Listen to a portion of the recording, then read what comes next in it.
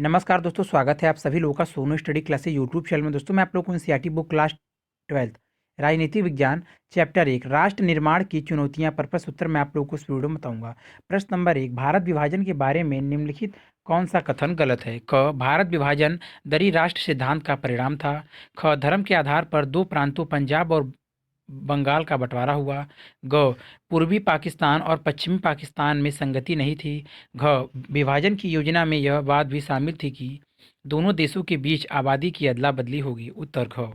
प्रश्न नंबर 2, निम्नलिखित सिद्धांतों के साथ उचित उदाहरणों का मेल करें। क, धर्म के आधार पर देश की सीमा का निर्धारण। नंबर 1, पाकिस्तान और बांग्लादेश। ख, विभिन्न भाषाओं के आधार पर देश की सीमा का निर्धारण। नंबर 2, भारत और पाकिस्तान। ग, भौगोलिक आधार अपर किसी देश के क्षेत्रों का सीमांकन। नंबर 3, झारखंड और छत्तीसगढ़। घ, किसी देश के भीतर प्रशासनिक और राजनीतिक आधार पर क्षेत्रों का सीमांक। नंबर 4, हिमाचल प्रदेश और उत्तराखंड। उत्तर क, धर्म के आधार पर देश की सीमा का निर्धारण। नंबर 2, भारत और पाकिस्तान। ख, विभिन्न भाषाओं के आधार पर देश की सीमा का निर्धारण। नंबर 1, पाकिस्तान और बांग्लादेश। ग, भौगोलिक आधार पर देश की सीमा का निर्धारण। नंबर 4, हिमाचल प्रदेश और उत्तराखंड। घ, किसी देश के भीतर प्रशासनिक और राजनीतिक आधार पर क्षेत्रों का सीमांकन। नंबर 3, झारखंड और छत्तीसगढ़। प्रश्न नंबर 3, भारत का कोई समकालीन राजनीतिक नक्शा लीजिए जिनमें राज्यों की सीमाएं दिखाए गए हों और नीचे लिखी रियासतों के स्थान चिन्हित कीजिए। क, जूनागढ़। ख, मणिपुर। ग, मैसूर। घ, ग्वालियर। उत्तर स्वयं करें। प्रश्न नंबर 4, नीचे दो तरह की राय लिखी गई है। विस्मत रियासतों को भारतीय संघ में मिलाने से इस रियासतों की प्रजा तक लोकतंत्र की विस्मय हुआ।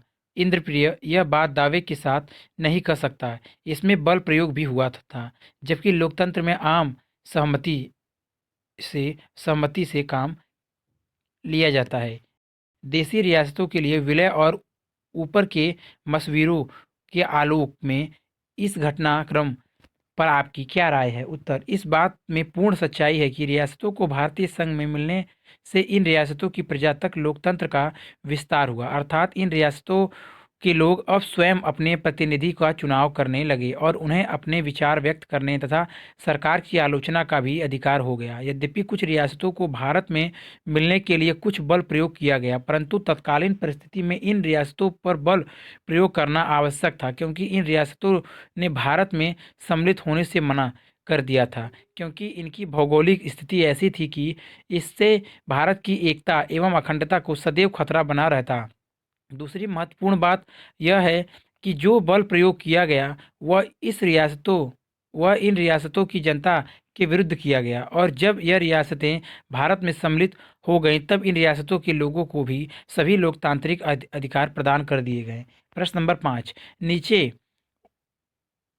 1947 की अगस्त के कुछ बयान दिए गए हैं और जो अपनी प्रकृति अत्यंत भिन्न है। आज आपने अपने सर पर कांटों का ताज पहना है। सत्ता का आसन एक बुरी चीज है। इस आसन पर आपको बड़ा सचेत रहना होगा। आपको और ज्यादा विनम्र और धैर्यवान बनना होगा। अब लगातार आपकी परीक्षा ली जाएगी। मोहनदास करमचंद गांधी। भारत आज़ादी की जिंदगी के लिए जागेगा। हम पुराने से नए की ओर कदम बढ़ेंगे। आज दुर्भाग्य के एक दौर का खत्म होगा। हिंदुस्तान अपने को फिर से पा लेगा। आज हम जो जश्न मना रहे हैं वह कदम भर हैं संभावनाओं के द्वारा खुल रहे हैं। जवाहरलाल नेहरू। इन दो बयानों से राष्ट्र निर्माण का जो एजेंडा ध्वनित होता है उसे लिखिए। आपको कौन सा एजेंडा जच रहा है और क्यों? उत्तर, मोहन दास करमचंद गांधी एवं पंडित जवाहरलाल नेहरू दोनों के बयान राष्ट्र निर्माण से संबंधित है, परंतु प्रकृति में सर्वथा भिन्न है। यहाँ गांधी जी ने स्वयं देश के नए शासकों को यह कहकर आगाह किया कि भारत एक स्वयं शासन करना आसान नहीं होगा, क्योंकि भारत में कई प्रकार की समस्याएं हैं जिसे हल करना। वह पंडित जवाहरलाल नेहरू के बयान में भविष्य के राष्ट्र की कल्पना की गई है, जिसमें उन्होंने वक्त ऐसे राष्ट्र की कल्पना की है जो आत्मनिर्भर एवं स्वाभिमानी बनेगा। हम यह यहाँ पर पंडित नेहरू के बयान से अधिक तौर पर सहमत हैं, क्योंकि उनके बयान में भविष्य के समृद्ध एवं शक्तिशाली राष्ट्र के दर्शन होते हैं। प्रश्न नंबर 6, भारत को धर्मनिरपेक्ष राष्ट्र बनाने के लिए नेहरू ने किस तर्कों का इस्तेमाल किया और आपको लगता है कि वह केवल भावनात्मक और नैतिक तर्क हैं, अथवा इनमें कोई तर्क युक्ति युविक्त परक भी है? उत्तर, पंडित जवाहरलाल नेहरू जीवन की समस्याओं के प्रति सदैव धर्मनिरपेक्ष दृष्टिकोण रखते थे। उनकी मानसिक प्रवृत्ति वैज्ञानिक थी। उन्होंने प्रजाओं तथा परंपराओं का विरोध किया था। वह धर्म को राजनीति से दूर रखना चाहते थे, जो प्रजातंत्र को सभी सफल हैं कहते थे। जब उनका आधार धर्मनिरपेक्षता हो, उन्हें रहस्यवाद से चिढ़ थी, क्योंकि उसे वह स्पष्टता तथा परलौकिक समझते थे। उनका दृष्टिकोण वैज्ञानिक तथा यथार्थवादी था। उन्होंने आध्यात्मिक विषयों जैसे आत्मा व जीवन मृत्यु आदि को महत्व की दृष्टि से नहीं देखा था। उनकी धर्म निरपेक्षता के प्रति गहन निष्ठा थी। उनका विचार था कि राज्य का अपना कोई विशेष धर्म नहीं होना चाहिए, न ही उसे किसी धर्म विशेष को प्रोत्साहित करना चाहिए और न ही उसका विरोध करना चाहिए। राज्य को सभी धर्मों के साथ समान व्यवहार करना चाहिए और सभी धर्मों को अनेक क्षेत्र से पूर्ण स्वतंत्रता देनी चाहिए। अपनी आत्मकथा में वे लिखते हैं, धर्म विशेषतः एक संगठित धर्म का जो रूप मैं भारत में तथा अत्यंत देखता हूँ, वह मुझे भयभीत कर देता है। मैं प्राय उसकी निंदा करता हूँ और उसका उन्मूलन कर देना चाहता हूँ। धर्म ने सदैव अंधविश्वास, मतान्धता, प्रतिक्रियात्मक शोषण तथा निहित स्वार्थों को पुष्ट किया जाता है। धर्मनिरपेक्ष पर विचार प्रकट करते हुए अपने एक भाषण में नेहरू जी ने कहा था कि भारत एक धर्मनिरपेक्ष राज्य। इसका अर्थ धर्महीनता नहीं, इसका अर्थ सभी धर्मों के प्रति समान आदर भाव तथा सभी व्यक्तियों के लिए समान अवसर है, चाहे कोई भी व्यक्ति किसी धर्म का अनुयायी क्यों ना हो। इसलिए हमें अपने दिमाग, अपनी संस्कृति के आदर्शमय पहलू को भी सदा दिमाग में रखना चाहिए, जिसका आज के भारत में सबसे अधिक महत्व है। यद्यपि नेहरू जी धर्मनिरपेक्षता में पूर्ण विश्वास रखते थे, परंतु वह धर्म विरोधी या नास्तिक नहीं थे।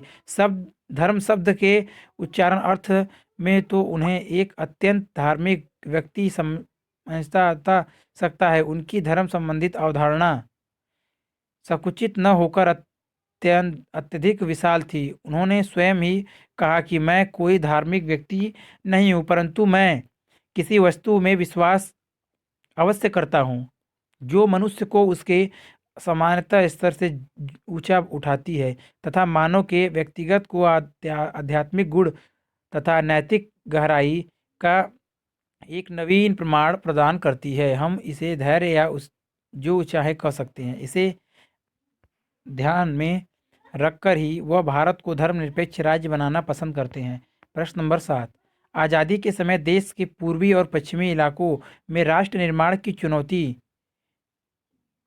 के लिहाज से दो मुख्य अंतर क्या थे? नंबर 1, आज़ादी के समय देश के पूर्वी और पश्चिमी इलाकों में राष्ट्र निर्माण की चुनौती के लिहाज से दो मुख्य अंतर निम्नलिखित थे। नंबर 1, पूर्वी क्षेत्र में सांस्कृतिक एवं आर्थिक संतुलन की समस्या थी, जबकि पश्चिमी क्षेत्र में विकास की चुनौती थी। नंबर 2, पूर्वी क्षेत्र में भाषाई सभ्यता अधिक थी, जबकि पश्चिमी क्षेत्र में धार्मिक एवं जातिवादी समस्याएं अधिक थी।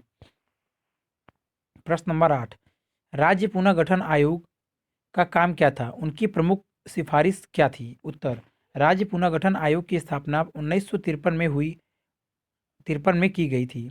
इस आयोग का मुख्य कार्य राज्यों के सीमांकन के विषय पर गौर करना था। इन आयोग ने सिफारिश की कि राज्यों की सीमाओं का निर्धारण वहां बोली जाने वाली भाषा के आधार पर होना चाहिए। नंबर 9, कहा है कि राष्ट्र एक व्यापक अर्थ में कल्पित समुदाय होता है और सर्वसम्मान विश्वास, इतिहास, राजनीतिक आकांक्षा और कल्पनाओं से एक सूत्र में बंधा होता है। उन विश्वासों की पहचान करें, उनके आधार पर भारत एक राष्ट्र है। उत्तर, भारतीय राष्ट्र की निम्नलिखित विशेषताएं हैं। नंबर 1, भौगोलिक एकता। भौगोलिक एकता में राष्ट्रवाद की विकास होता है। जब मनुष्य कुछ समय के लिए एक निश्चित प्रदेश में रह जाता है तो उसे उस प्रदेश से प्रेम हो जाता है। और यदि उसका जन्म भी उस प्रदेश में हुआ हो तो प्यार भी भावना और तीव्र हो जाती है। खानाबंदोश कबीलों में राष्ट्रीय भावनाएं उत्पन्न नहीं होती क्योंकि वह एक स्थान से दूसरे स्थान पर घूमते फिरते रहते हैं। नंबर 2, सामान्य हित। भारतीय राष्ट्र के लिए सामान्य हित महत्वपूर्ण तत्व है। यदि लोगों के सामाजिक, आर्थिक और राजनीतिक तथा धार्मिक हित समान हो तो उनमें एकता की उत्पत्ति होना स्वाभाविक ही है। 18वीं शताब्दी में अपने आर्थिक हितों की रक्षा के लिए अमेरिका के विभिन्न राज्य आपस में संगठित हो गए और उन्होंने स्वतंत्रता की घोषणा कर दी। नंबर 3, सामान्य मातृभूमि। प्रत्येक मनुष्य को अपनी मातृभूमि अर्थात अपने जन्म स्थान से प्यार होना स्वाभाविक ही है। एक ही स्थान या प्रदेश पर जन्म लेने वाले व्यक्ति मातृभूमि से प्यार करते हैं और यह प्यार के कारण आपस में एक भावना के अंदर बन जाते हैं। भारत से लाखों की संख्या में सिख इंग्लैंड, कनाडा आदि दूसरे देशों में गए हुए हैं, परंतु मातृभूमि से प्यार के कारण वह अपने आप को सदा भारतीय राष्ट्रीयता का अंग मानते हैं। नंबर 4, सामान्य इतिहास। सामान्य इतिहास की भारतीय राष्ट्र का महत्वपूर्ण तत्व है। जिन लोगों का सामान्य इतिहास होता है उनमें एकता की भावना का आना स्वाभाविक है। नंबर 5, लोक इच्छा। भारतीय राष्ट्र में एक अन्य महत्वपूर्ण तत्व लोगों में राष्ट्रवाद बनने की इच्छा है। मैजीनी ने लोक इच्छा को राष्ट्र का आधार बताया है। नंबर 6, सामान्य राजनीतिक आकांक्षाएं। भारतीय राष्ट्र में सामान्य राजनीतिक आकांक्षाएं महत्वपूर्ण तत्व हैं। स्वतंत्रता की भावना तथा अपनी सरकार की भावना प्रत्येक व्यक्ति में होती है। जब लोगों के समूह में विदेशी राज्य को समाप्त करने की भावना होती है तो राष्ट्रीयता की भावना उत्पन्न होती है। भारत अंग्रेजों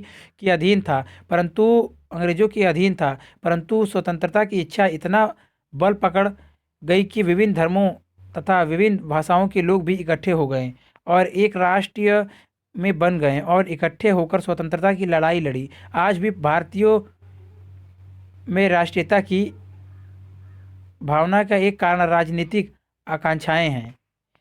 प्रश्न नंबर 10, नीचे लिखे अवतरण को पढ़िए और इसके आधार पर पूछे गए प्रश्नों के उत्तर दीजिए। राष्ट्र निर्माण के इतिहास के लिहाज से सिर्फ सोवियत संघ में हुई प्रयोगों की तुलना भारत से ही है सकती है। सोवियत संघ में ने भी विभिन्न और परस्पर अलग अलग जातीय समूह, धर्म, भाषाई समुदाय और सामाजिक वर्गों के बीच एकता का भाव कायम करना पड़ा।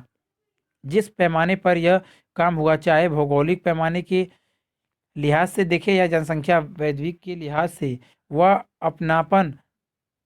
अपनाप में बहुत व्यापक कहा जाएगा। दोनों ही जगह राज्यों को जिस कच्ची सामग्री से राष्ट्र निर्माण की शुरुआत करनी थी वह समान रूप से दुष्कर थी। लोग धर्म के आधार पर बटे हुए और कर्ज तथा बीमारी में दबे हुए थे। यहाँ लेखक ने भारत और सोवियत संघ के बीच जिन समानताओं का उल्लेख किया है उनकी एक सूची बनाइए। इनमें से प्रत्येक के लिए भारत से एक उदाहरण दीजिए। लेखक ने यहाँ भारत और सोवियत संघ में चली राष्ट्र निर्माण की प्रक्रियाओं के बीच की असमानता का उल्लेख नहीं किया है। क्या आप दो असमानताएं बता सकते हैं? अगर पीछे मुड़कर देखें तो आप क्या पाते हैं? राष्ट्र निर्माण के इन दो प्रयोगों में किसने बेहतर काम किया और क्यों? उत्तर नंबर सोवियत संघ की तरह भारत में भी जातीय समूह, धर्म, भाषाई समुदाय और सामाजिक वर्गों में एकता का भाव पाया जाता है। नंबर 1, सोवियत संघ में साम्यवादी आधार पर राष्ट्र निर्माण हुआ जबकि भारत में लोकतांत्रिक समाजवादी आधार पर राष्ट्र निर्माण हुआ। नंबर 2, सोवियत संघ में राष्ट्र निर्माण के लिए आत्मनिर्भरता का सहारा लिया था जबकि भारत ने कई तरह के बाहरी मदद से राष्ट्र निर्माण के कार्य को पूरा किया। अगर हम पीछे मुड़कर देखें तो पाएंगे कि भारत में किए राष्ट्र निर्माण के प्रयोग बेहतर रहे, परंतु 1991 में सोवियत संघ के विघटन ने उनके राष्ट्र निर्माण के प्रयोगों पर प्रश्न चिन्ह लगा दिया। अगर वीडियो अच्छी लगी तो वीडियो को लाइक करें, शेयर करें, कमेंट करें और नेक्स्ट वीडियो के लिए चैनल को सब्सक्राइब जरूर करें। Thank you for watching.